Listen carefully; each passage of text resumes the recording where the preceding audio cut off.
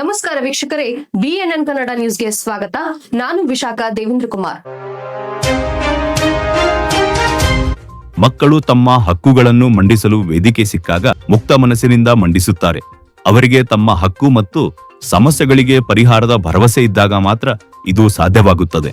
ಅದೇ ರೀತಿ ಶಾಲಾ ಮಕ್ಕಳೊಂದಿಗೆ ಮುಕ್ತ ಸಂವಾದ ಮತ್ತು ಅಹವಾಲು ಸ್ವೀಕಾರ ಕಾರ್ಯಕ್ರಮವನ್ನು ಕರ್ನಾಟಕ ರಾಜ್ಯ ಮಕ್ಕಳ ಹಕ್ಕುಗಳ ರಕ್ಷಣಾ ಆಯೋಗ ಮತ್ತು ಜಿಲ್ಲಾ ಮಕ್ಕಳ ರಕ್ಷಣಾ ಘಟಕದ ವತಿಯಿಂದ ಬಸವಕಲ್ಯಾಣ ನಗರದ ತಾಲೂಕಾ ಪಂಚಾಯತ್ ಸಭಾಂಗಣದಲ್ಲಿ ಸೋಮವಾರ ಮಧ್ಯಾಹ್ನ ಸುಮಾರು 2 ಗಂಟೆಗೆ ಆಯೋಜಿಸಲಾಗಿತ್ತು.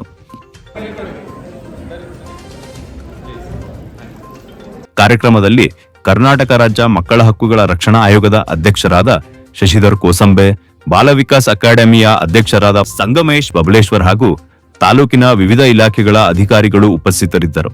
ಈ ವೇಳೆ ಬಸವಕಲ್ಯಾಣ ತಾಲೂಕಿನ ವಿವಿಧ ಗ್ರಾಮಗಳ ಶಾಲಾ ಮಕ್ಕಳು ಪಾಲ್ಗೊಂಡು ತಮ್ಮ ಸಮಸ್ಯೆಗಳನ್ನು ನೇರವಾಗಿ ಅಧ್ಯಕ್ಷರ ಗಮನಕ್ಕೆ ತಂದರು.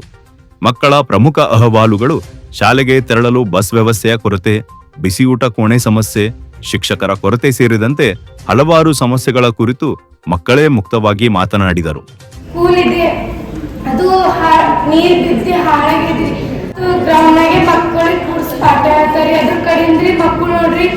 ಇಂಗ್ಲಿಷ್ ಮೀಡಿಯಂ ಹಾಕ್ತಾ ಇದ್ದಾರೆ ತಂದೇರಿ ಮತ್ತ ಅರ್ಗೆ ಕೋಣೆ ಸಮಸ್ಯೆ ಇದೆ ರೀ. ನಮ್ಮ ಊರಾಗ ಮರಾಠಿ ಮೀಡಿಯಂ ಶಾಲೆ ಅದಾರಿ. ಅದ್ರ ಸಲ ಕನ್ನಡ ಮೀಡಿಯಂ ಮಾಡಿಸ್ರಿ ನಾವ್ ಎಲ್ಲರೂ ಅಲ್ಲೇ ಐತೇವ್ರಿ. ಆ ಸಲ ನಮ್ಗೆ ಕನ್ನಡ ಬರ್ಬೇಕಾಗತ್ತದ್ರಿ. ಅಲ್ಲಿ ನಮ್ಮ ಸ್ಕೂಲ್ನಲ್ಲಿ ಟೀಚರ್ ಸರಿಯಾಗಿ ಹೇಳೋದಿಲ್ಲ ಸಬ್ಜೆಕ್ಟ್ ಏನ್ವಿ. ಹಂಗೆ ಅವ್ರ ಭೌತಶಾಸ್ತ್ರ ಏನ್ ಬಿನೇ ಹೇಳಲ್ಲ ರೀ. ಅವ್ರಿಗೆ ಏನಾರ ಪ್ರಯೋಗ ಮಾಡಿ ತೋರಿಸ್ರಂದ್ರೆ ಬಿ ಅವ್ರು ಏನು ಮಾಡಲ್ಲ, ನಮ್ಗೆ ಬರಲ್ಲ, ನಮ್ಗೆ ಫಿಸಿಕ್ಸ್ ಬರಲ್ಲ ಅಂತ ಹಿಂಗೆಲ್ಲ ಹೇಳ್ತಾರೆ. ಮತ್ತು ಹಂಗೆ ಅವ್ರಿಗೆ ಬಡ ಬಯಾಲಜಿ ಬರಲ್ಲ ಅಂತ ಹೇಳ್ತಾರೆ. ಬಯಾಲಜಿದಾಗ ಬಿ ಏನಾರ ಕ್ವಶನ್ ಕೇಳೋರು ಏನ್ ಬಿ ಅದ್ರ ಬಗ್ಗೆ ಏನ್ ಬಿ ಹೇಳಲ್ರಿ.